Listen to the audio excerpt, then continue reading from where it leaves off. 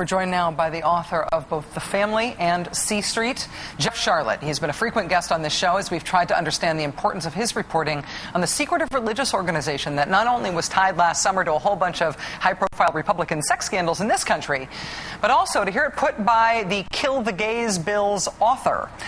It should be understood to be one and the same with that bill that has been introduced in Uganda. That bill, of course, proposed by David Bahati, the subject of one of the weirdest interviews I have ever done on this show.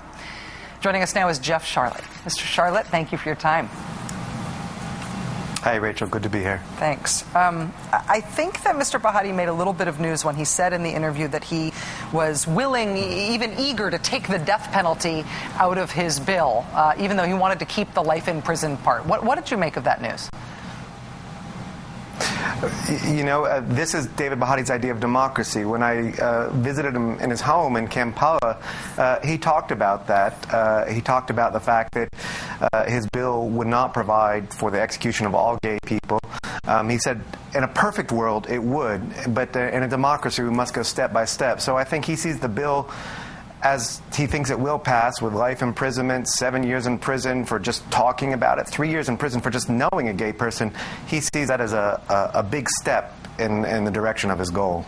At the very end of my interview with him, as you just saw there, I asked about the man who he's staying with while he's here in the United States, who's housing him, a former official from the Department of Education, a man named Jack Clank. I understand that you've spoken to Mr. Clank in the last day or so. What did he tell you about hosting Mr. Bahati in his home?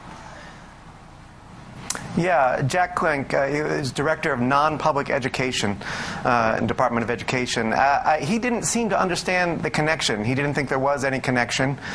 He was very familiar with the bill. He said he had read the bill. He said he'd had multiple conversations with David Bahati about it for a long time.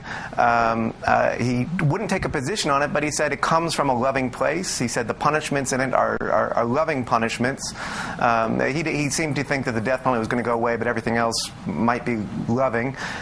He said that it came from what he described in David Bahati as a beautiful place. That was his view, and he seemed puzzled by why people were concerned about it. I asked him about whether he supported criminalization of homosexuality. He says depends on the circumstances, but he thought that was a mainstream position. What is the connection?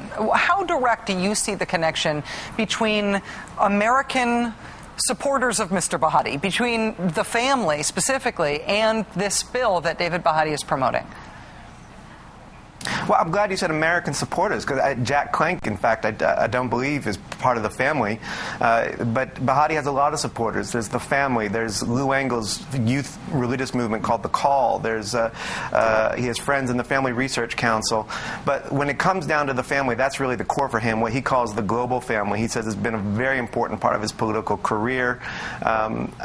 He says, it's really the institution that enabled him to move this bill forward. So even as the Americans try to distance themselves, you have that connection of American politicians like Senator Jim Inhofe, John Ashcroft going over there to Uganda, talking about these issues, and Bahati kind of taking them up on it and moving it to that next extreme.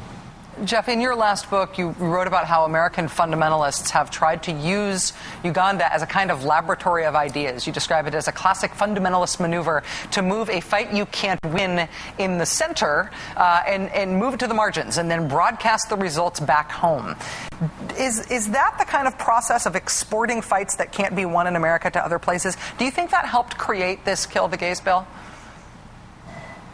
Oh, there's no question. And when I was in Kampala, I think David Bahati was a little more candid about that, as were the other politicians who were involved, who really clearly acknowledged that homosexuality wasn't an issue they talked about in Uganda until Americans came and started talking about it. There was something and Bahati's answer tonight about this has nothing to do with Americans. When I was in Kampala, he told me that America has lost the battle with homosexuality, that he feels that he is carrying the mantle for this fight, and that he hopes that this will become a symbol for an encouragement to American conservatives who are fighting homosexuality. So he actually does see that he sees that export of ideas over to his country. He now wants to send them back and amped up on steroids.